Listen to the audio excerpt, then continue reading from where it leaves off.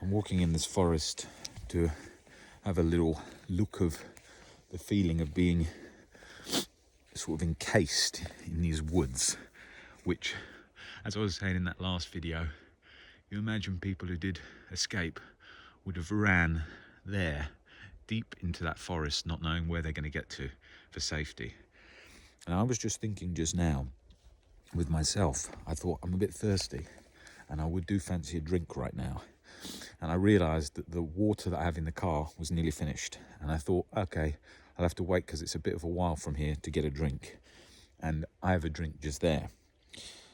So can you even imagine the situation of when you're thirsty and you're hungry and there's no chance of that coming around the corner and you can't even remember when you last had that, and you've got all those pains and all that suffering anyway that you're experiencing from that situation, plus all the other emotions and everything else that goes with it. Mind-blowing.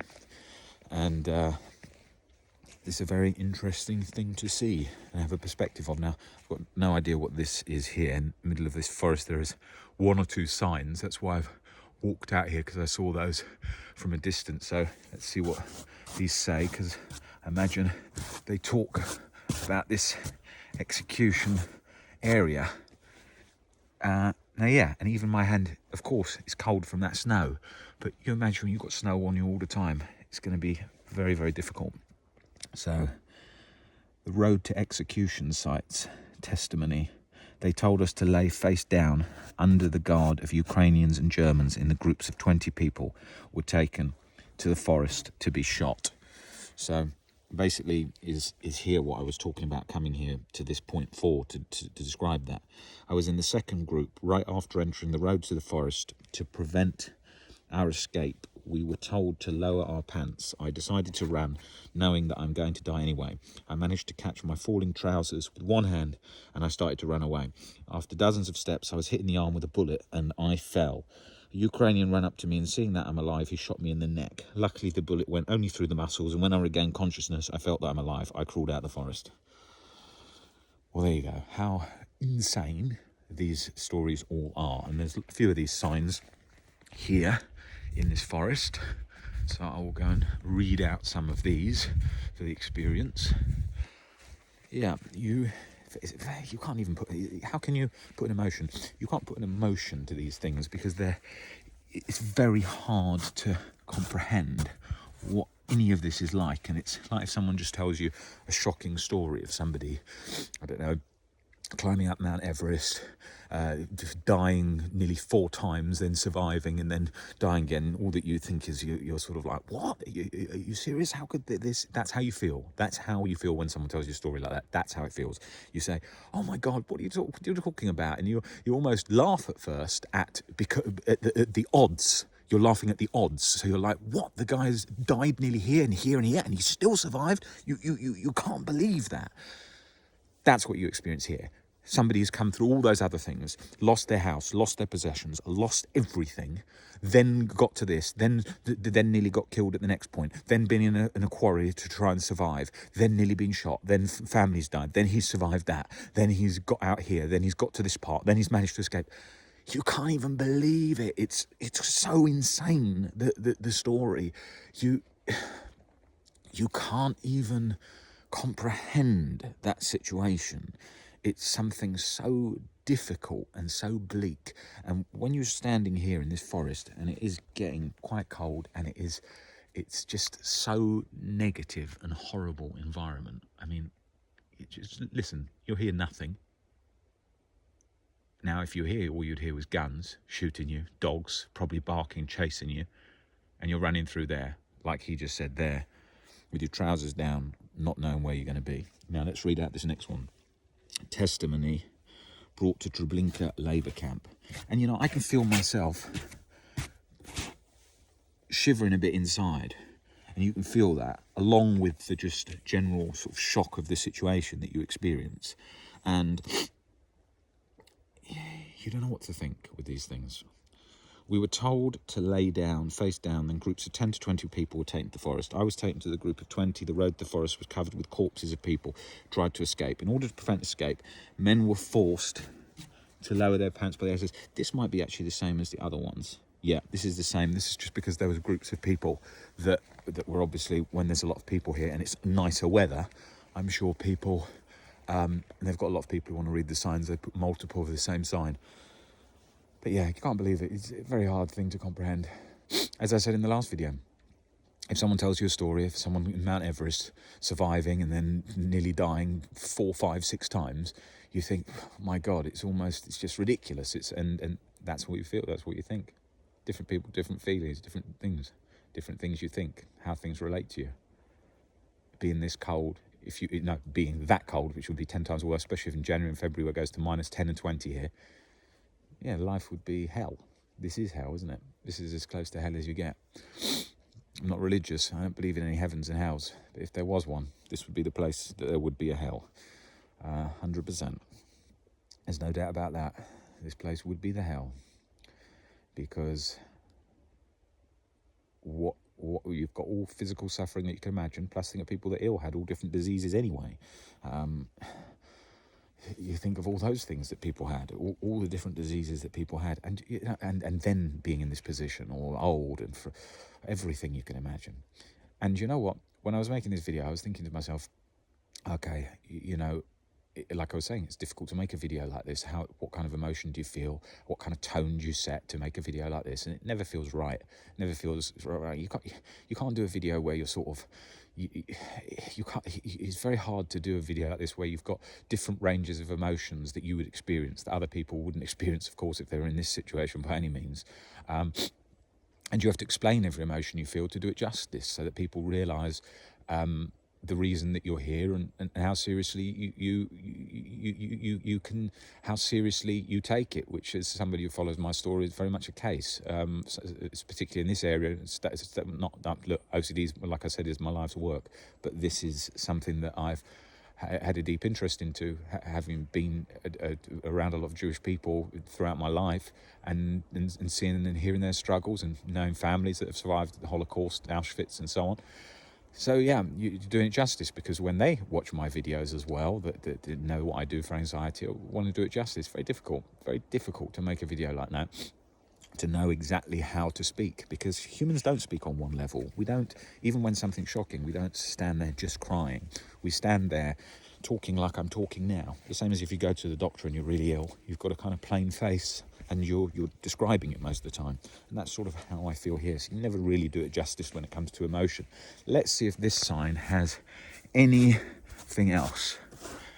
And that is fucking freezing out here. The south gate was located based on the interpretations of aerial photographs. A road led from the designated spot to the site of executions in the forest, a distance of 10 metres from the place where you are, symbolising the road leading to the execution site, were placed on the plaques. These are testimonies or witnesses. Yep, right in the heart of hell. In these tall trees, in the snow, very cold. Actually, once I'm in this forest, it's not as cold as where I felt at that quarry back there, which I was at a moment ago. I think it's psychological. That quarry was so barren, so large. I just had not memories, because I wasn't there. I just had views of the people all working there. Weeks in the snow, in sort of pyjamas, torn. Can't even comprehend it.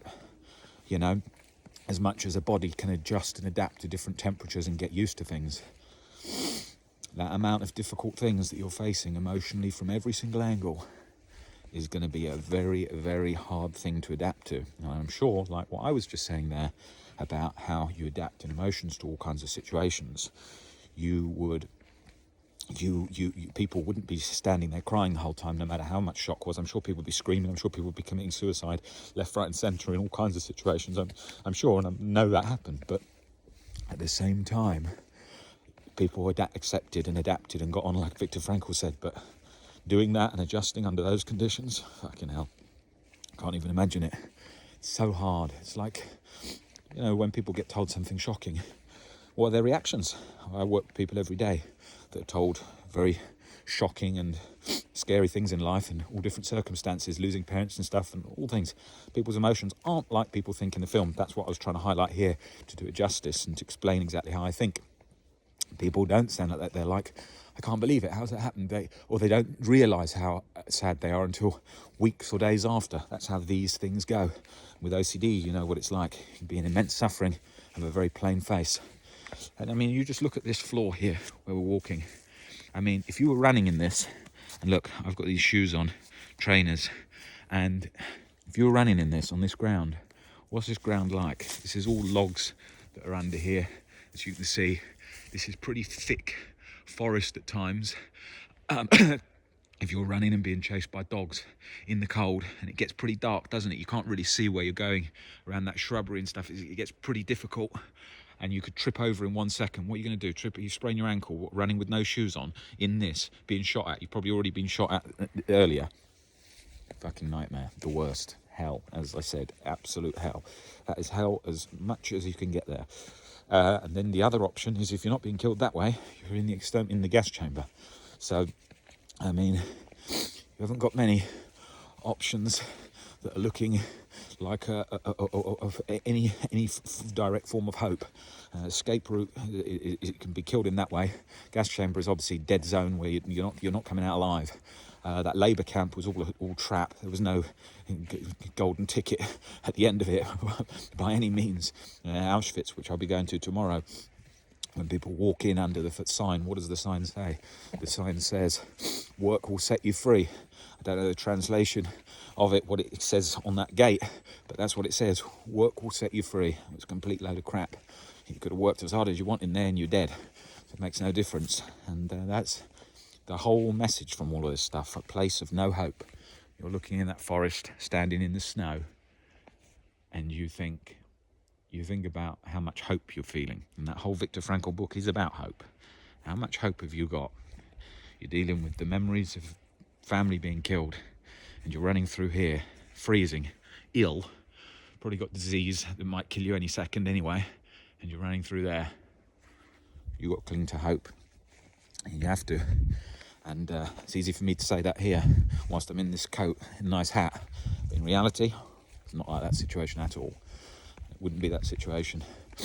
Wouldn't be like that. But Viktor Frankl says you have to attach meaning and survival and hoping to move on and start another family and all these kinds of things, which people did. But imagining that, trying to think that, trying to experience that in your mind, trying to do that, is something that I can't do in my position. Tell that story or explain that. My whole emotional response when I'm here, like I said, is that kind of like when someone tells you a crazy story about Everest. It's kind of like a shock thing where you think, it's not a shock where I feel a lot of shock, like if I had had an accident, but it's a feeling of where you're trying to take in something that's so unfathomable that your mind is just thinking, very, very difficult thing. It's so far from reality, your mind doesn't really know where to place it. I think that would be the best way of describing it.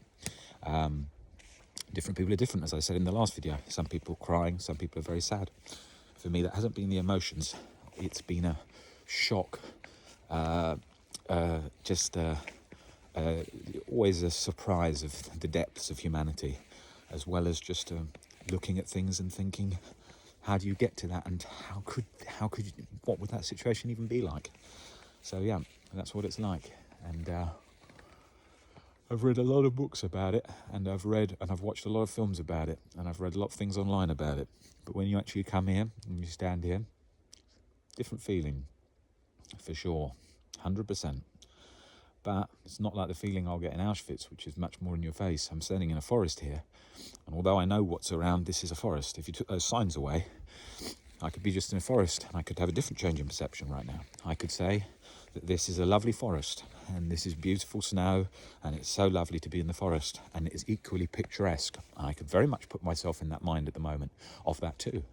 But in Auschwitz, when you're looking at physical buildings with the design purpose and all around you, and the carts carrying people in, very, very different sensation again. But once I just put myself back into the mind of reading that sign, looking at those gravestones around here, you're very much back into the reality of what we're staring with. If you're being chased through here, like I just said, can't even imagine.